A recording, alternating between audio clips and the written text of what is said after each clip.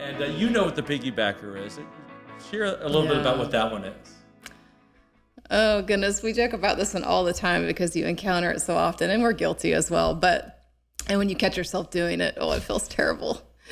The piggybacker is the classic one-upper. You tell them about something that you did, or you're going on vacation, and they say, well, wait a minute, let me tell you about what I did, or let me tell you about my story.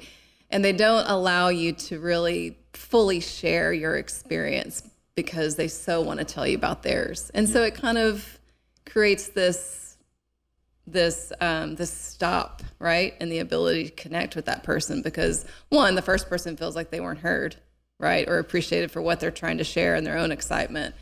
And it's just kind of an annoying habit that people do. And, part of that's because they're excited. They think it's a way to connect. Let me tell you what I did. This is the way to connect. But ironically, it's really not because you feel kind of like they didn't even care what you were saying. Yeah, absolutely. It's so easy to do. It's an attempt at trying to show commonality. Mm-hmm. If somebody says they're excited because they're about to go to London, and then you say, oh my gosh, I love London. In fact, when we went for 3 weeks and went up into Scotland and all of a sudden you piggyback off of their experience, and all you do then is talk about your experience as opposed to really allowing them, like you just said, to enjoy talking about the excitement of their upcoming experience or of the experience they just had. Right. It's very common, isn't it? Or even worse, they kind of poo-poo on you, whatever you did, and say, oh, you think that's cool. Wait till you hear this. Yeah, that's right. And it can happen not just with exciting things. It can happen with if you go to somebody and say something like, you've really been having a hard time. Maybe it's something going on with your kids. Maybe it's something whatever. And somebody, rather than listening and just saying, hey, tell me more about that. What do they end up doing? Well, at least it's not this. At least it's not this. At least it's not cancer. Right. Oh my gosh, I went through that too. Or me too. Yeah. Right. And then what they do is they begin talking about themselves. And all of a sudden, everything they say, there's a communication theorists call it self-referential communication. Mm-hmm. That everything that you say ultimately is self-referenced. Mm-hmm. I go back to me.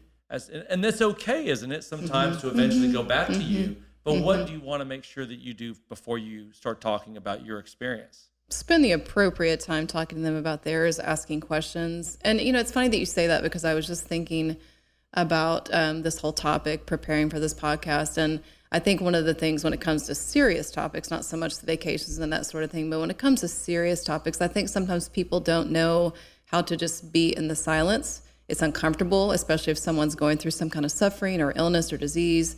And because you feel uncomfortable in the silence, you feel the need to talk. Yeah. And so the most natural thing to do is talk about whatever it is that you went through or whatever it is that you're going through. Or maybe, but it could be worse, instead of just being still and listening and just being silent and allowing the time for that person to finally say something else. No doubt about it. When I've talked about the piggybacker, I love when I get emails and text messages and people tell me, oh my gosh, Walter, I am such a piggybacker. And just by being aware of the concept sometimes is enough to catch yourself when you do it. Yeah. Right? Have you ever caught yourself? All the time. We're all piggybackers. Yeah. I mean, at some point or the other, we're all piggybackers. It's just some are more frequent. Some are more frequent, right. So once you do it, once you catch yourself, you just got to stop and pivot. Yeah. Okay, and then go, let me make it, go back to the... Yeah, recognizing it is the key, right? That's right.